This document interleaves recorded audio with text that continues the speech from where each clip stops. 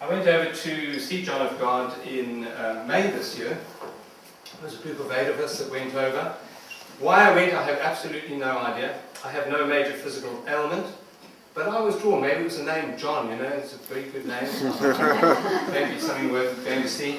About 10 years ago, I came across this John of God on Carte Blanche. They had a whole program on it.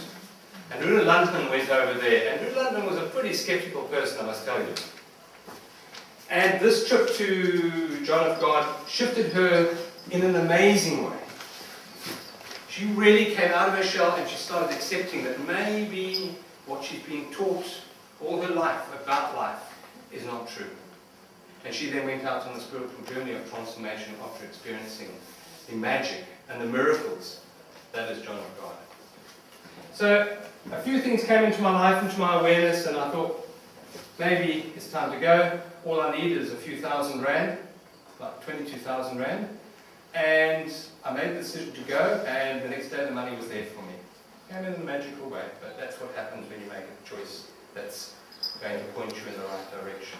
So off on a plane we went.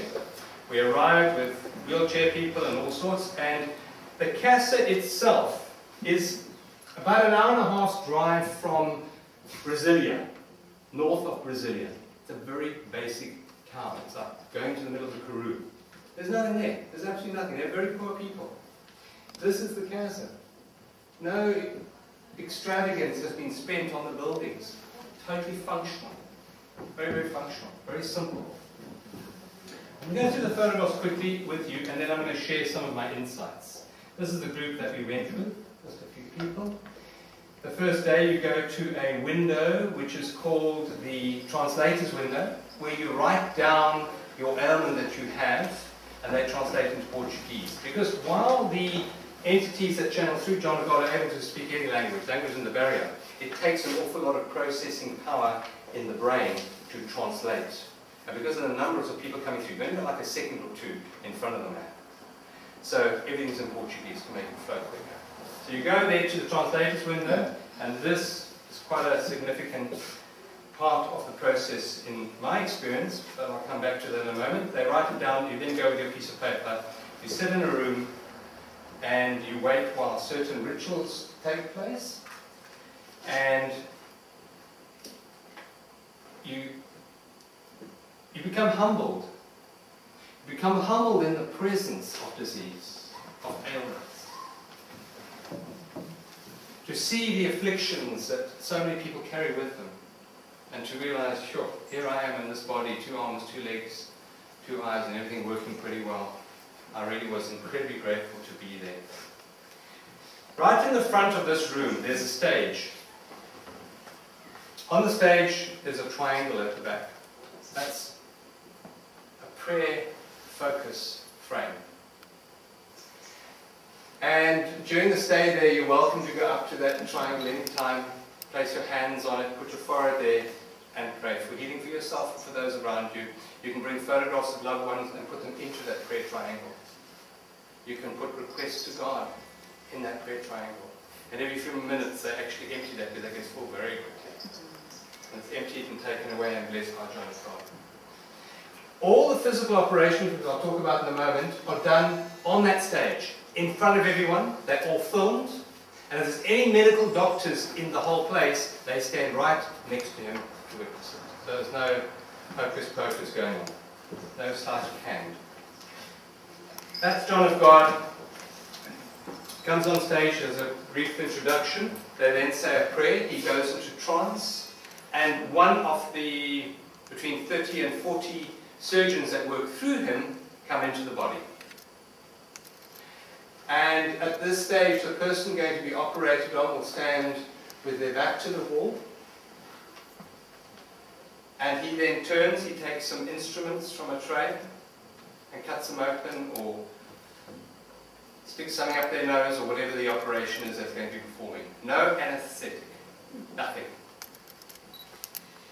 There's never been a single case of septicemia. There's never been any hemorrhaging. And he's operated from the age of, I think it was late teens, and he's now in about 60. Maybe show me another hospital, another medical institution with a record like that. None at all. The centre itself, the casa that you go to, is situated at the edge of a nature reserve.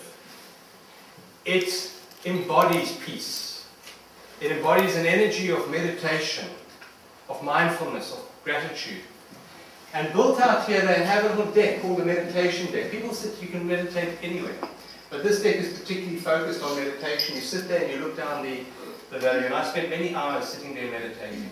It's a beautiful, wonderful place to go to. They also have, in the outbuildings around it, they've got these crystal beds. And this is the only thing you pay money for. You pay money and you can go and lie on that bed. And they focus light energy on your chakras. And a lot of healing takes place on these beds. There's wonderful gardens there. Blessed garden, blessed water. Jackie Davies is the medical doctor, if anyone knows her. She's a fantastic woman. She was our tour guide. She took us there. The main street leading to the casa, very simple, very basic. The shops down the side and the restaurants all make their money from the visitors visiting there. They sell all sorts of goodies to supply the tourists. That's our group. That car there is very interesting. On the back of the car it says something like 100% Jesus. That's what it says on the back of the car. Because it is a bit of a backlash against the casa. Just outside the town, there's a little hill, which I walk to every single morning of my stay there. And I think that's probably where most of my healing took place, on that little hill. I used to go there and greet the sunrise every morning. Every morning I'd be there as the sun came up. Just in presence, in peace. And watching those sunrises was really transformatory in a huge way. Beautiful. This is our group having breakfast. The place you stay at, there's many, many hotels, they're called posadas in the village. They're all very, very simple. Very basic, I promise you. You don't even flush toilet paper down the loo. There's a little bin there, and you put the toilet paper in the bin. Bit of shock, cultural shock. Walls on everything are ultra thin, noise carriers everywhere. It's not a comfortable place to go. It's not there for your physical comfort, it's there for your healing. But let me tell you, the food there, the one that we stayed at, Posada, was outstanding. Being tropical, semi-tropical, you have the most incredible fruits. And I must say there are 83 big meals a day. 4th, if you count the blessed soup that you got at the casa itself. And I always want to try and put on a bit of weight. And I came back and weighed myself, and I hadn't even put on not even a kilogram, not a gram actually, not even a gram. While we were there, we saw amazing rainbows, and I think they really were promises of transformation. Some of that to your window. That is the donation box, one and only donation box. And the money to put into that runs the whole place. And no asking at all. So I'll tell you the layout. Outside this room is the translation window. As you walk in, this is an L shape, so hundreds and hundreds of people sit here and stand. It's jam-packed full. And then you go through a door at the end here. Through the door, right at the end there is the first, what's called the current room. And people sit in permanent meditation. They're permanent meditation while the casa is open. And in that room, the power and the energy is truly amazing. And that's where I experienced amazing inner transformation. From that, you walk down another room. And that's another long room with people sitting in meditation there. Those are the advanced meditators. They call them the channels. And they channel and they focus the energy of John of God that sits right at the end.